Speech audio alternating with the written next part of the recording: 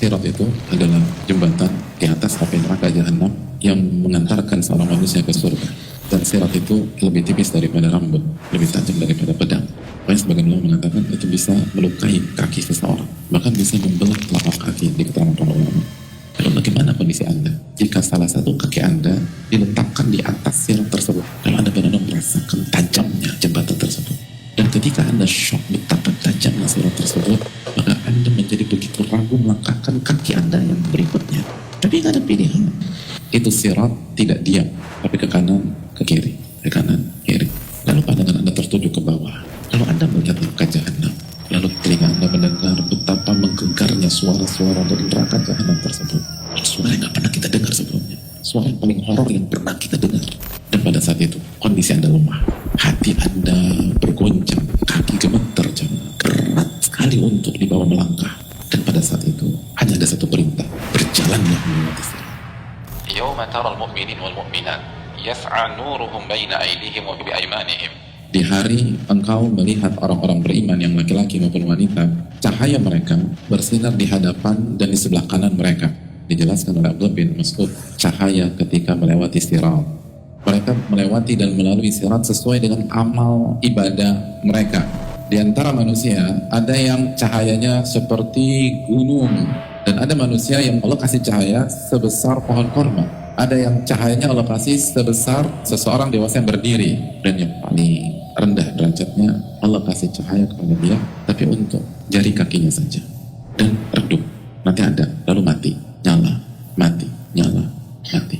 Al-Imam Dhahhak beliau menyampaikan, tidak ada satupun orang kecuali dikasih cahaya oleh Allah pada hari kiamat. Lalu ketika mereka berada di hadapan sirat, maka cahaya orang-orang munafik dimatikan sama Allah. Itu ketika cahaya orang-orang munafik dimatikan, yang shock bukan hanya orang munafik, tapi orang-orang beriman yang ada di lingkungan tersebut.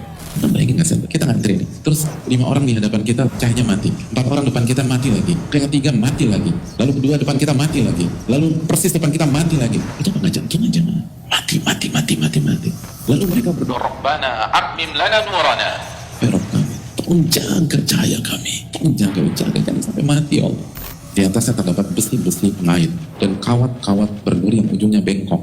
Dalam riwayat, fungsi dari kawat berduri lalu besi-besi pengait itu untuk menyerang manusia yang melewati sirat itu.